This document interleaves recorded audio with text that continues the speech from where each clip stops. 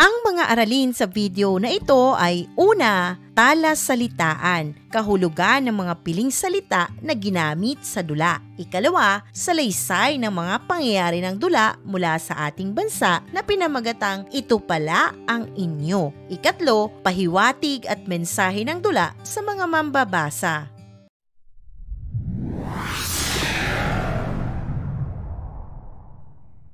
Narito na ang unang bahagi ng aralin, ang talasalitaan. Tukuyin natin at unawain ang kahulugan ng mga piling salita na ginamit sa akda.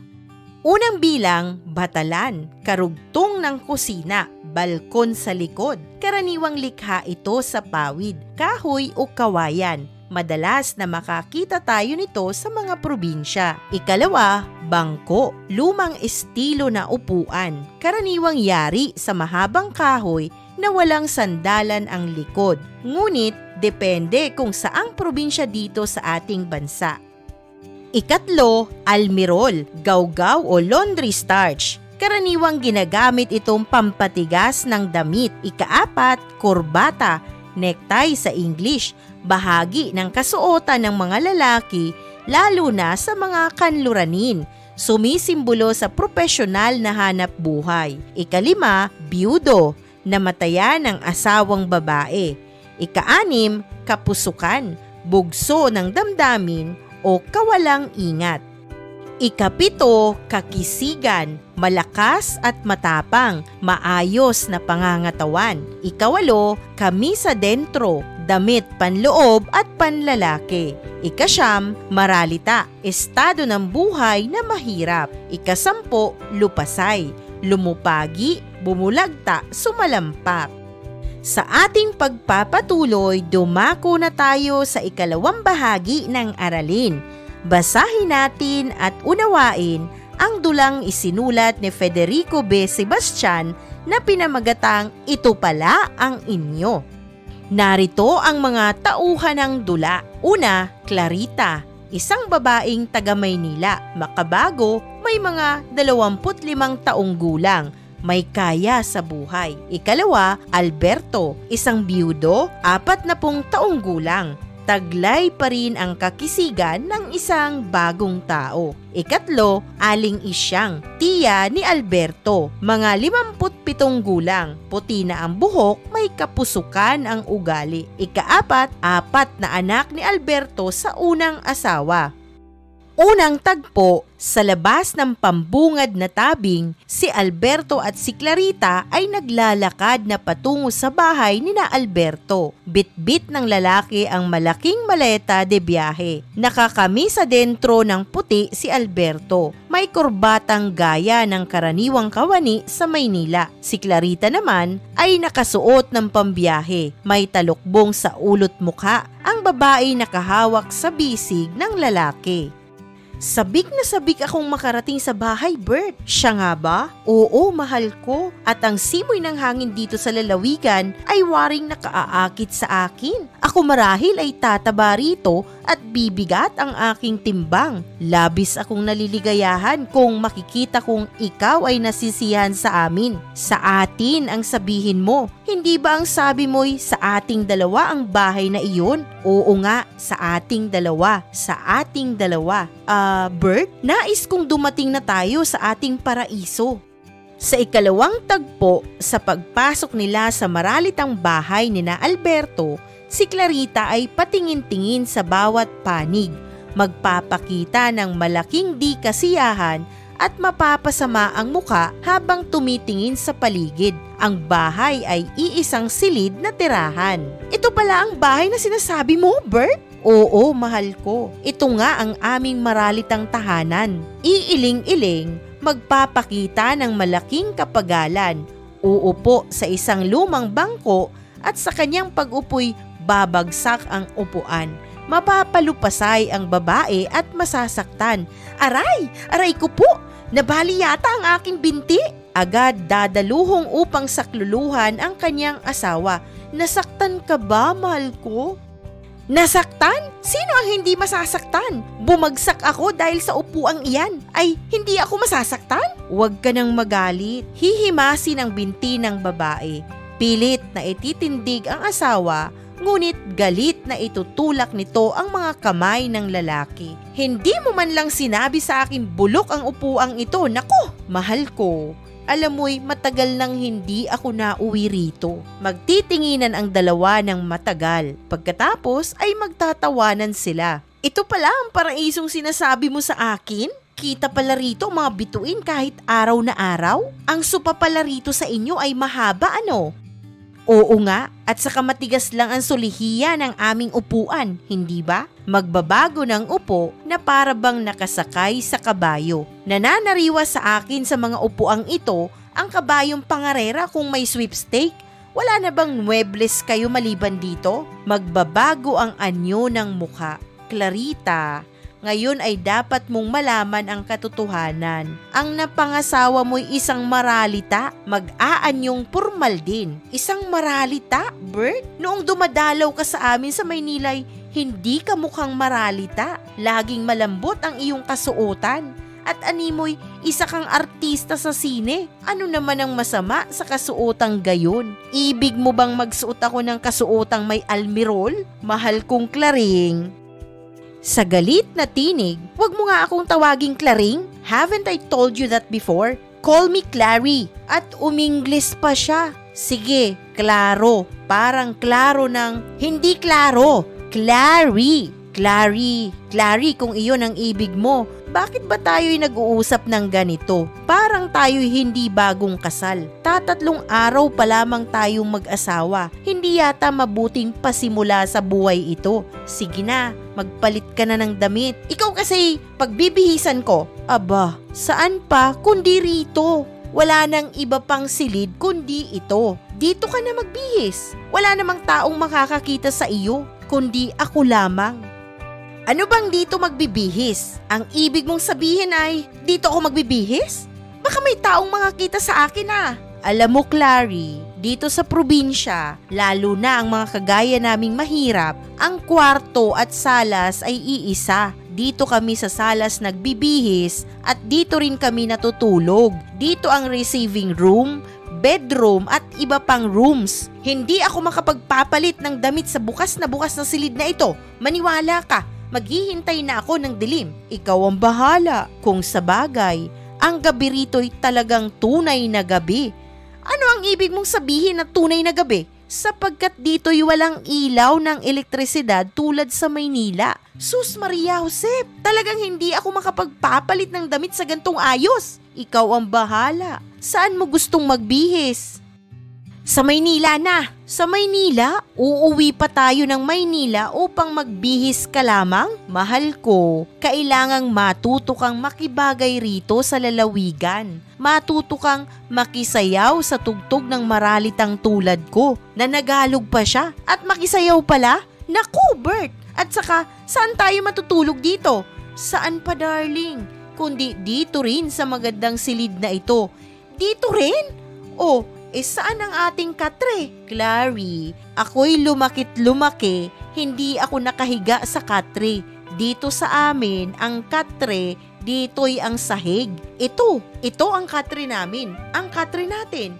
Hindi ako maaaring mahiga sa sahig. Noon ka sa buhay ko, por Diyos, por Santo, magsasanay kang matulog sa sahig. Ang disgrasya mo'y nag-asawa ka ng isang pobre, sa isang... Tama na, wala na akong magagawa. Ikaw ay asawa ko na. Naku, ganito pala ang nag-aasawa. Ngayon ko lamang napansing punong-puno pala ng alikabok ang aking katawan. Samahan mo nga ako sa banyot nang makapaglinis ako ng katawan. Ibig kong maligo muna. Huwag ka nang maligo. Ang lamig ng panahong ito'y maliligo ka. Bakit ba naman pati ang aking paliligoy pinakikialaman mo pa? Hindi kita pinakikialaman, mahal ko. Pinagpapayuhan lamang kita sapagkat unang-unay dapat ka munang masanay rito. Ano bang pagsasanay ang sinasabi mo? Bakit pa ako magsasanay sa paliligo? Ako ba'y hindi naliligo? Hindi sa hindi ka naliligo. Ang banyo namin dito ay hindi tulad ng banyo ninyo sa Maynila at hindi banyo ang tawag namin dito kundi batalan. Kung magpalit lamang ng damit dito ngayon ay nahihiya ka pa yata. Ang maligo pa sa batalan?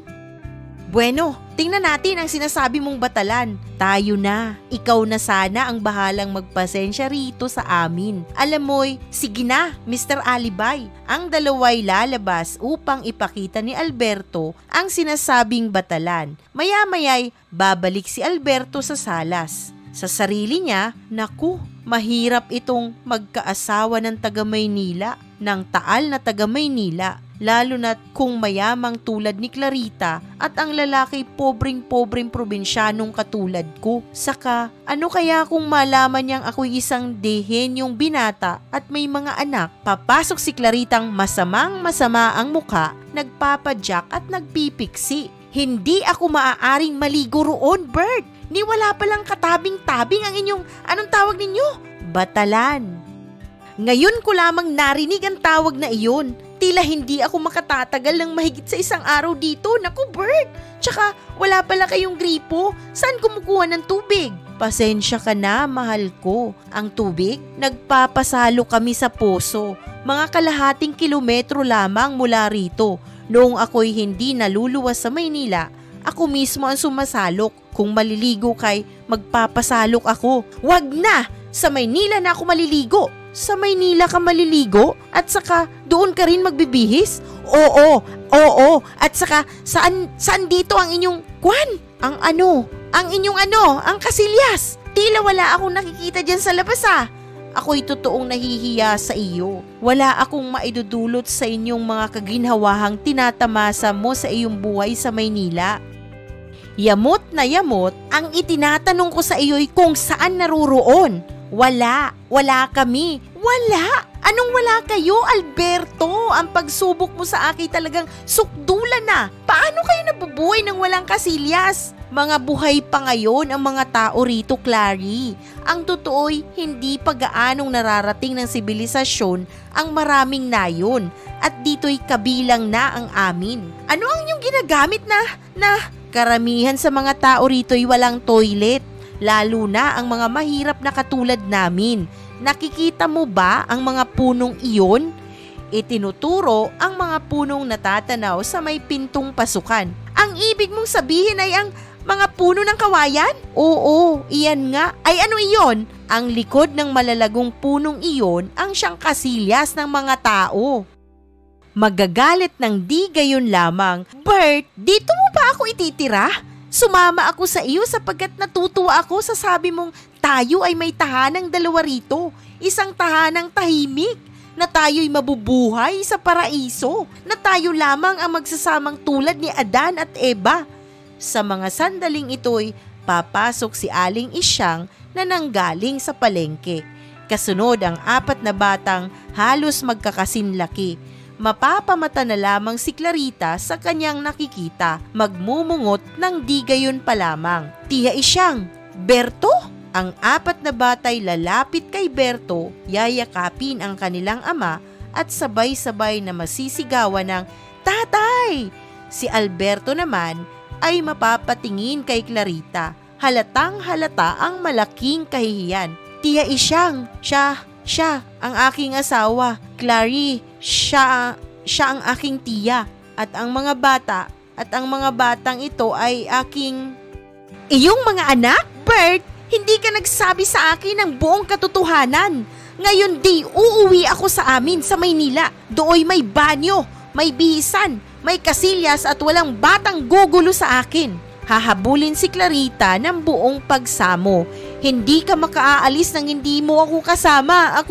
Ang mga batay magsisigawan ng iyak. Pipigilan ang ama at tatawag ng, tatay! Tumahimik kayo! Tinutukoy ang mga bata. Pilit na aalis si Claritang hinahabol ni Alberto. Ang mga batay kakapit sa ama. Mga bata, ali kayo! Tinamaan kayo ng... Sa pagkakaguloy, ilaladlad ang tabing. Inyong napakinggan ang nakakatuwang salaysay ng mga pangyayari sa dulang Ito Pala Ang Inyo. Mula ito sa panulat ni Federico B. Sebastian.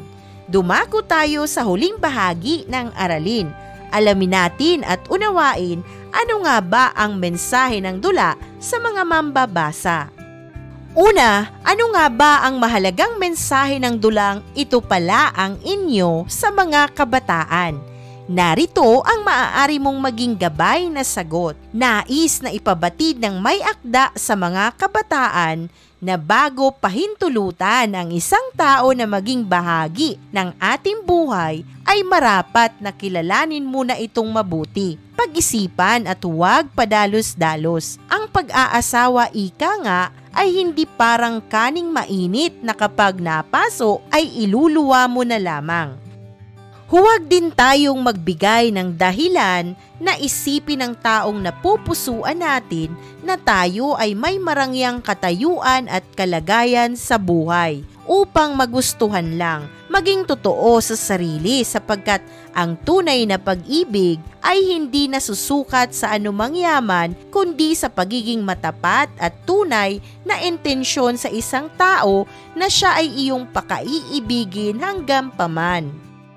Ikalawa, ano nga ba ang mahalagang mensahe ng dulang ito pala ang inyo sa lipunan? Narito ang maaari mong maging gabay na sagot. Nais ng may akda na ipahiwatig sa lahat na ang pagpili ng mapapangasawa ay hindi dapat magsimula sa kasinungalingan at pagkukunwari, maging matapat sa tunay na kalagayan upang mapunta sa wastong tao, iyong makakaunawa at tunay na magmamahal sa iyong katayuan. Huwag magmadali na maghanap ng katuwang sa buhay katulad ng nasa kwento.